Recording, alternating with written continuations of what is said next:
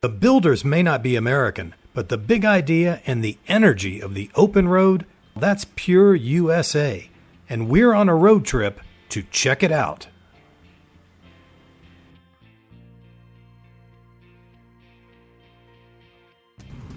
Americans take their freeways for granted thanks to Ike, that is President Dwight Eisenhower, who as General Eisenhower greatly admired Germany's Autobahn network of highways during the Second World War. And when Ike came back to America after the war and got into the White House, he decided that freeways from one end of America to the other were just what the country needed. So as Ike's dream began to take shape, year by year, decade by decade, big, fast freeways began to spider across America. So today, from Miami to Seattle, from Boston to Los Angeles, America is crisscrossed with more than 75,000 kilometers of freeways, of interstate highways, about 47,000 miles, a network that has taken more than 6 decades to build. And now it's Africa's turn to unclog the traffic jam that are multiplying in its fast-growing cities. And there may be no more ambitious attempt to do that than the Nairobi Expressway, which is taking shape all across the capital of Kenya. It is a significant engineering and construction challenge because it's being built alongside and above existing roadways and led by a major Chinese construction company. And as this project really starts to take form overhead, you're beginning to get a sense of what it's going to mean for this city.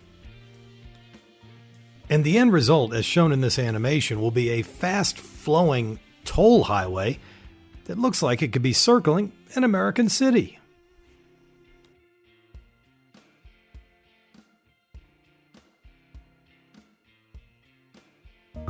UNRWA is seeking to invite bids from the private sector to design, build, finance, operate and transfer a limited access tolled expressway with a design speed of up to 120 kilometers per hour between Kampala and Jinja.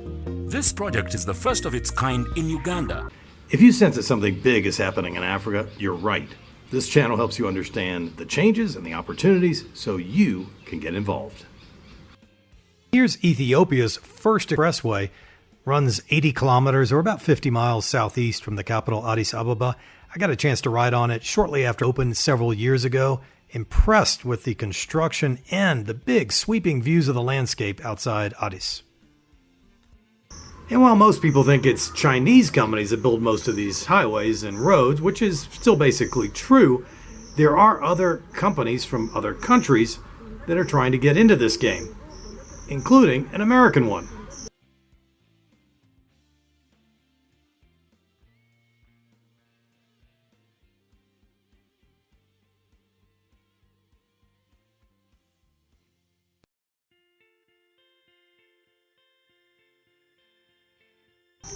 Understand, folks, in the engineering and construction business, there are big, capable international companies, and then there are legends.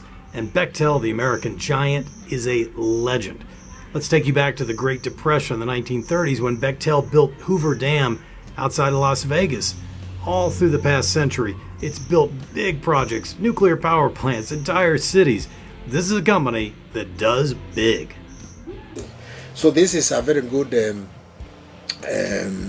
development that we are entering into. As you have heard, the financial agreements will come later when we have designed and agreed on the details of the construction.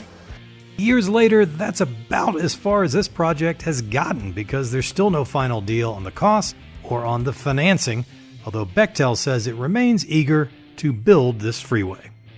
Africa is the most disconnected continent, so naturally, Africans who dream big, strategists, are thinking, we need highways. We need to link up all these disparate regions and all these countries so that commerce can be speeded up so people can get around much more easily than they can today. It's a great idea. And if you Google Trans-Africa Highway Network, you're going to find some big dreams on paper. And the key is it's still on paper.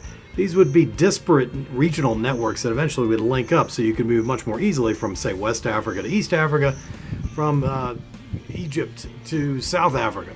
But this is going to take a while, and it's going to take a lot of money, political will, and cooperation among countries to get us there.